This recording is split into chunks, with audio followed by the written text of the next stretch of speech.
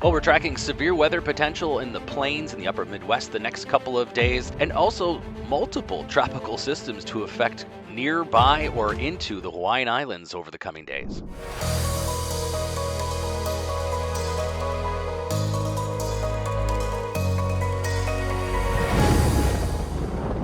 So, the severe weather threat is for the northern plains, upper Midwest today. We haven't had an enhanced risk area in a little while, especially for this region, but enhanced risk of severe weather, level 3 out of 5 for eastern South Dakota into much of southern Minnesota, western Wisconsin.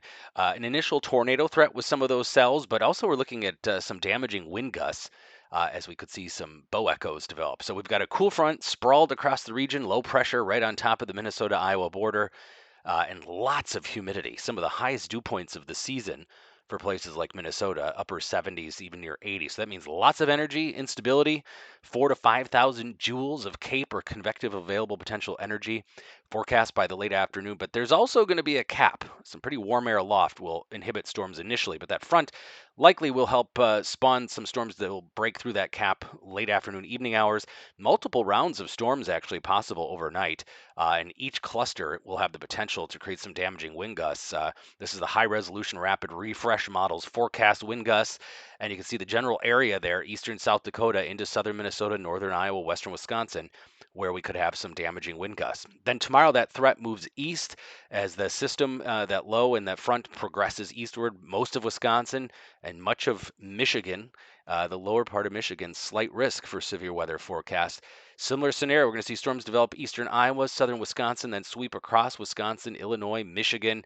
And once again, the threat will be primarily some damaging wind gusts in addition to some large hail.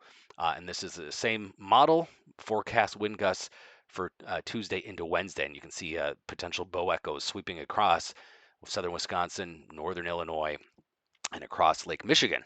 Then, Wednesday into Wednesday night, slight risk appears again in the Dakotas. This will be ahead of a second cool front, which will be finally dropping the temperatures more heading into Labor Day weekend for the northern states, at least. But the Atlantic is still pretty quiet right now. The eastern and central Pacific, though, pretty active. Three storms lined up near the Hawaiian Islands. We have Tropical Storm Hone, which did affect the Big Island and is now moving west, but you can see two separate systems lined up behind that too.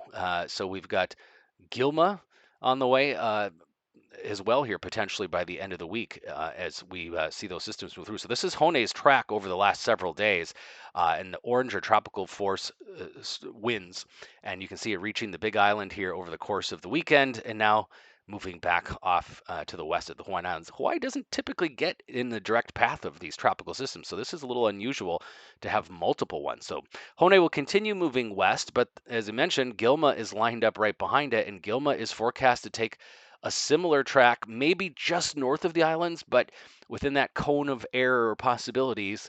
The Big Island and Maui are in its path. So there's Hone moving west, and then look to the right, to the east.